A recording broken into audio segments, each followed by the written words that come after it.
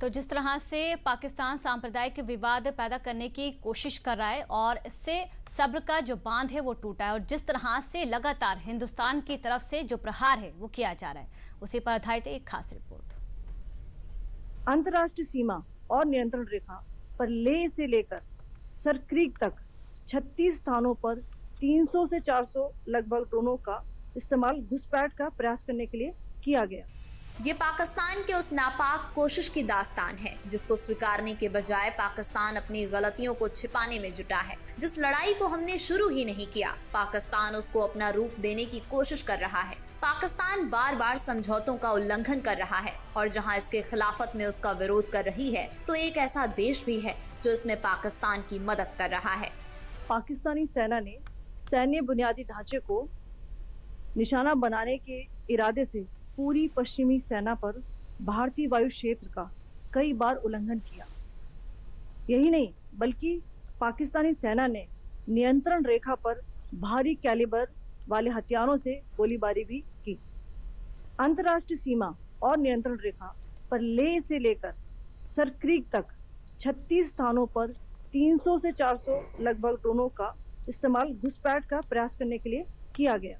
इतने बड़े पैमाने पर हवाई घुसपैठों का संभावित उद्देश्य वायु रक्षा प्रणालियों का परीक्षण करना और खुफिया जानकारी इकट्ठा करना था।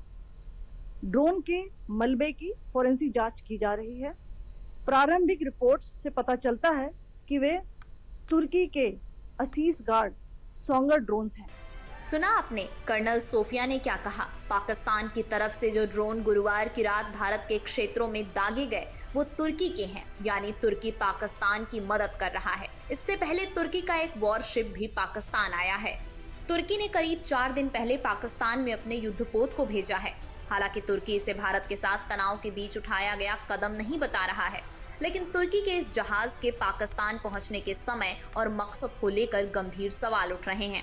तुर्की इसे दोनों देशों के बीच समुद्री सहयोग बढ़ाने के लिए सद्भावना यात्रा बता रहा है। पर अब भारत के खिलाफ हमले में इस्तेमाल हुए तुर्की के ड्रोन का मिलना क्या महज संजोग है? ये संजोग हो या प्लानिंग, ये तो नहीं पता, पर ये जरूर साफ हो गया कि तुर्की पाकिस्तान के साथ होने का संदेश दे रहा है। हालांकि भारतीय सेना ने पाकिस्तान के नापाक इरादों को मिट्टी में मिला दिया। रात में पाकिस्तान के एक सशस्त्र यूएवी ने भटिंडा सैन्य स्टेशन को निशाना बनाने की कोशिश भी की, जिसे पकड़ा गया और उसे निष्क्रिय कर दिया गया। पाकिस्तानी हमले के जवाब में पाकिस्तान में 4 हवाई रक्षा स्थलों पर सशस्त्र ड्रोन लॉन्च किए गए। इनमें से एक ड्रोन एडी रडार को नष्ट करने में सक्षम रहा। भारत पाकिस्तान तनाव के बीच भारतीय विदेश मंत्रालय के साथ कर्नल सोफिया कुरैशी और विंग कमांडर व्योमिका सिंह लगातार तीसरे दिन पाकिस्तान की नापाक हरकतों का ब्यौरा लेकर जब आई, तो एक ऐसा खुलासा भी किया गया जो पाकिस्तान के एक और नापाक इरादे का पर्दाफाश करता है। इसको जानना हर देशवासी के लिए जरूरी है। This disinformation that is coming from Pakistan about India targeting the Nankana Sahib Gurdwara through a drone attack. This is again yet another blatant lie and part of Pakistan's disinformation campaign.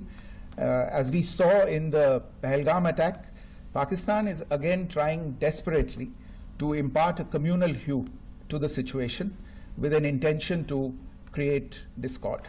Pakistan जब सीधे तरीके से भारत का नुकसान नहीं कर पा रहा, तो सांप्रदायिक विवाद पैदा करने की कोशिश कर रहा है। ये बात हर भारतीय को अच्छे से समझ लेनी चाहिए। पाकिस्तान भारत की कार्रवाई के बाद बौखलाया हुआ है, इसलिए वो अलग अलग पैंतरे अपना रहा है, पर भारत की एकजुटता ने उसके इस मंसूबे पर अभी तक पानी फेर दिया है।